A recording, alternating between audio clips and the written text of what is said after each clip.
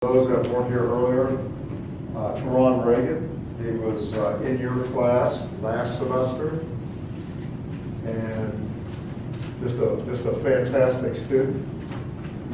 And he's got a fantastic career ahead of him, and he's going to do. He's been doing presentations all over the place in public speaking, and so I asked him to come in and do a little one for our class. Feel free to ask him any questions related to career choices in the accounting field, where he should go and all that. How do you get internships? What do you have to do to get a full-time position? He's done all that stuff. He'll be starting with Deloitte in September. He'll have a CPA exam passed this summer, so he's writing a book, and we'll have that published in May. So without further ado, Taron Ragan. Okay, so I'm just jumping right in, and I know it's in the evening, so please don't fall asleep on me. Could you all please close your eyes for just a second? So I want you all to imagine yourselves sitting at a table in a room at your dream company, whatever that may be for you. You feel nervous, you feel excited, you can't stop tapping your foot, the pace of your breath is picking up. You feel determined, you feel motivated. You feel all of these emotions because you just wanted to go right. All the hard work that you put in to get to this point, you just wanted to pay off. Now, a couple seconds pass, and the top executive from the company walks in the door. You hear the sound of his shoes. He sits down in front of you, and the interview is about to begin. You can open your eyes. So, this was me a couple months ago. Although I wasn't in a physical location, I was behind my computer screen. But I felt all of those emotions. I felt nervous, I felt excited, I felt ready. I felt like I didn't know what to expect. And I just wanted it to work out. I never saw myself getting an interview with Deloitte, let alone a full-time job offer. So I developed this thing. And thinking about how was I going to teach how to land your dream job to you guys, I developed a model while I was running, and I call it the 4 R's method to landing the sale. And you might be wondering why I want to teach you about selling, and you hear a lot of people say, I don't like selling, that kind of thing, but I feel like we all have to sell at some point in our lives, and no matter what the product is, you have to know how to sell it. In this case, you just happen to be the product. So there's one key component that you can't miss when you get ready to sell something. And that key component is belief. You absolutely have to believe in what it is that you're selling. And with that belief, you'll be able to sell whatever it is, no matter the circumstance. So the first phase of the 4 R's model to landing the sale is the research phase, and it's extremely important. And I did a few things in the research phase. Some things y'all probably already do. Hopefully I can share something new. But the first thing is obviously using Google to the max. So you want to look at the company's website and don't take this for granted. Because for me, I looked at the company's website from the day I found out that I got an interview to the day I actually interviewed. So I looked at the website every single day for 2 weeks, and what this did for me was it taught me something new about the company every day. When you look at something, you go to sleep, and then you wake up and look at it again, you can look at it from a different viewpoint. And not only does this educate you more on the company, it builds up your passion for the process. So the more work you put into something, the harder it is to give up on it. So that's one thing that I did. But one other thing that I did with Google was I always make sure I ask for the interviewers' names prior to doing the interview. Why? Because you want to Google them too, just like you Google the company. And so in Googling the interviewers, I just share something from my personal experience. It allowed me to be better in the rapport phase, and we'll get to that in a second. But one of the partners who I was interviewing with, I found an article about her, and you'll be surprised, like these people have accomplished so much. They have articles, publications, and all kinds of things about them on the internet, and they want you to find it. and I found an article about her that was published by the University of Georgia, her alma mater, and it talked about her personal experiences, her professional experiences, and it really highlighted one thing that stuck with me. It said that she was such a big football fan, and specifically a UGA fan, that she bought a second home in Athens. So after the games on Saturdays, they could have somewhere to go. Now, why does this matter to me? Because I played football for most of my life. Up until college, I played football. And my hometown is like a town that they eat, sleep, and breathe football. So a lot of my teammates have played for the University of Georgia, and some of the players who've been to UGA and like are some of the best players to ever go through UGA came from my high school. So we were able to connect just by me knowing that. Another thing that I did, which this was new to me in the Deloitte experience, I used LinkedIn to find, looked at people from the manager level and above, and I messaged them and I asked them, hey, could you give me 15 minutes of your time just to ask a few career questions? And you can ask it however you like, but that's how I typically asked it. And you'll find that these people are excited, eager.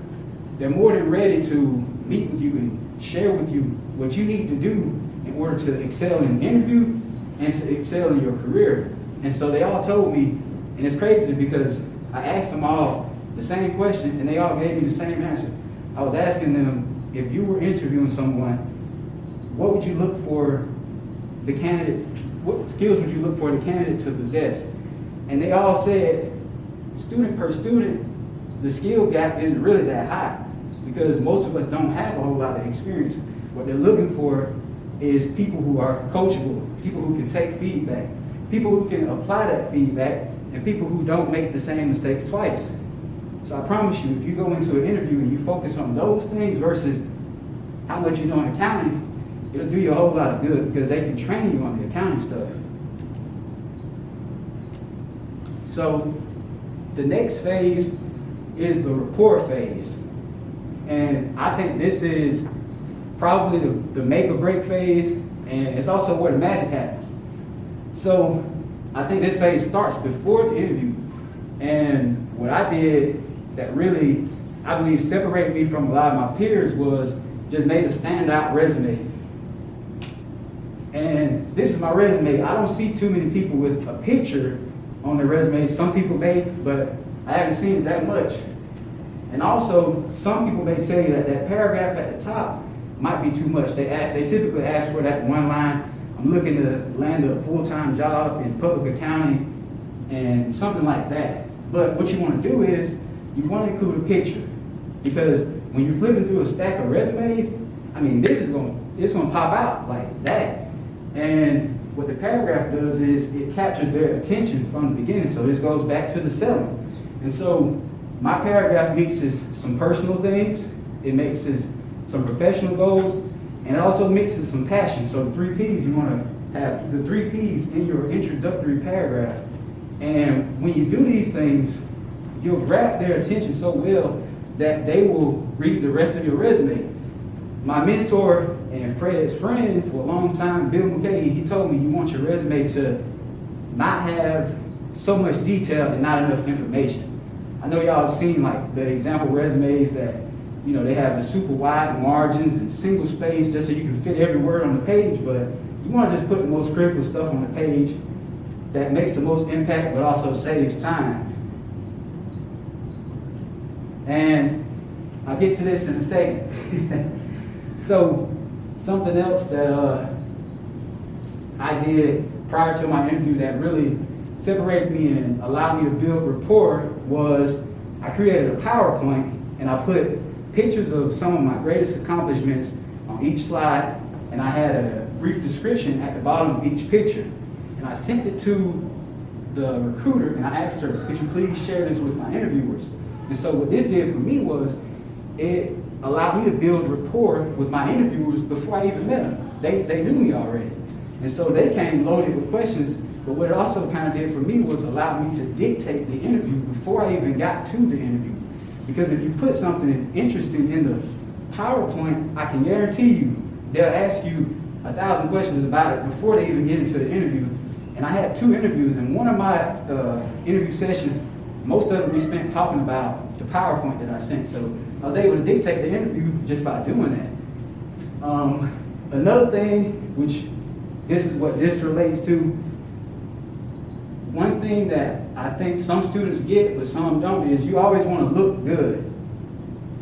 And, you know, when you're going into an interview, you want to have your hair cut, you want to have your hair done, you know, you want to have a nice suit, a nice dress, you want to have all these things.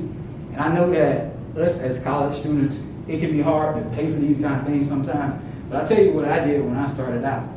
I used to go to Goodwill and in like the nice areas. And so I can get the nice stuff that the rich people gave away.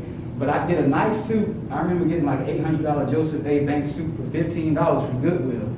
And there's a K&G fashion superstore near Red Lobster in the Town Center Mall, and they'll tailor it for you. They'll clean it, starch it, press it, all of that. And I paid $40 for a fully tailored suit. Came from Goodwill, nobody would ever know it.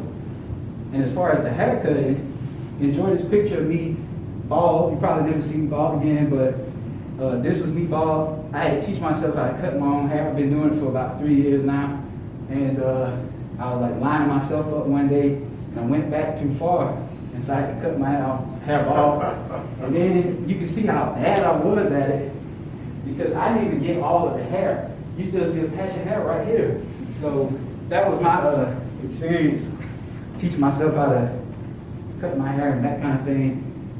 I heard a quote from Deion Sanders that embodies what I just said about looking good. Deion Sanders is an ex-NFL player, Hall of Famer. He said, if you look good, you feel good. If you feel good, you play good. And if you play good, they pay good. Now, who doesn't like to get paid good? So the last point in building rapport, and I really just learned this through giving speeches, is that people really enjoy transparency. They like to see you for who you really are. And I didn't realize that until I was giving a speech, and like other people started to open up about their experiences, and like the meeting was crazy, and he was there. So be transparent. Don't be afraid to be open. Share some of your personal experience. Share some of your professional experiences, and share some of your passion along the way. So the next phase is probably the hardest phase. That's why I put it in red. The resilience phase, and a lot of people give up in this phase because this is where rejections come. And, you know, it can hurt, but I had a mentor tell me one time, if you feel all of those emotions from failure, rejection, whatever else it may be, you set a timer. You set a time limit on it. And you allow yourself to feel those emotions for 15 minutes.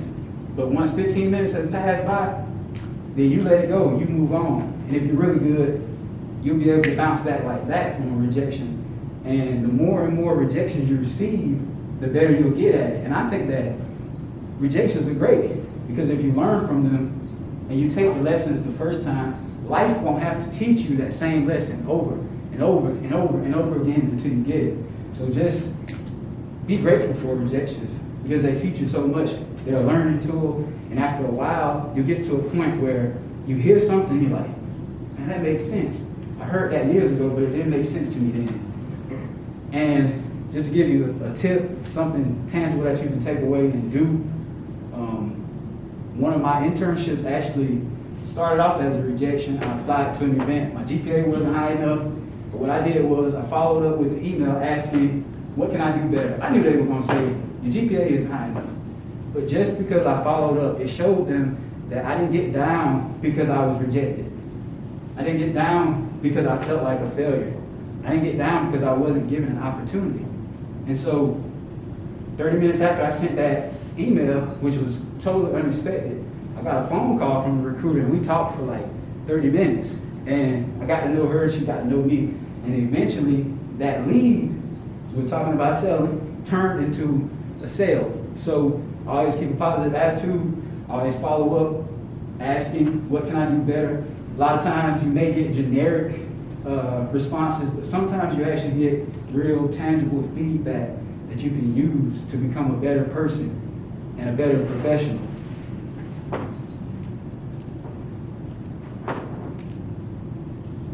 So I put this quote in here as a part of getting results. And if you made it to, the next phase is the results phase, and I put this quote in here because as a part of achieving results, the hardest part of success is maintaining it after you've already achieved it. The climb is the fun part, but once you get there, that's actually the hardest part, to stay there. And so this results phase is actually where you want to be. If you made it here, you made it through the research, you made it through the report, you made it through the resilience phase, you've become successful.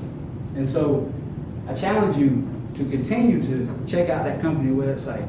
I challenge you to continue to research emerging trends in the industry that you'll be working in. I challenge you to research the skills that are attached to the emerging trends in that industry. I challenge you to not get comfortable, not get complacent when you get the results that you want. I challenge you just to keep going. And I want to leave you with why I came up with this, because I felt like it was valuable to me. I was listening to a podcast, and the reason I developed the 4Rs model was because in the podcast, and I was listening to a consultant, he was saying that companies like when you have a proven methodology for solving problems and getting to solutions. And so if you can remember the 4Rs method, it's a proven methodology that you can follow step by step, time and time again, to get results in the company versus always having to figure things out on the fly. So I wanted to leave you with this last slide. If you want to connect with me, ask questions, ask me to send you my resume as an example, anything I can do for any of y'all. That's my social media, my LinkedIn, and that's my book. It'll be releasing soon. That's the official cover. Mindset Shift. I'll open up pre-order soon, so if you're interested in that, just look out for my LinkedIn and you'll see the link posted. But I thank you all for being so attentive and paying attention. Are there any questions? Well, Taron, the 9 transformational principles to help you become an unstoppable leader in business and life. What are the 9 principles? So I don't know them by heart. But it's stuff like, playing the hand that you're dealt. So a lot of times when you're playing cards, somebody might get a better hand than you. And some people will say, I got a bad hand, and they lose the game before they get in it. So that's one principle. I'll leave you with that one. So you got to buy the book and get the rest of it. But where can they buy the book? It'll be through Amazon. It'll be an ebook format, and it's only selling for $9.99. And then there'll be a paper format, $14.98 actually. So that's another sales tip. I always end in 8 because they don't feel like it's like $14.99. People say 15. If you go down 1 cent, $14.98. That's But are there any questions?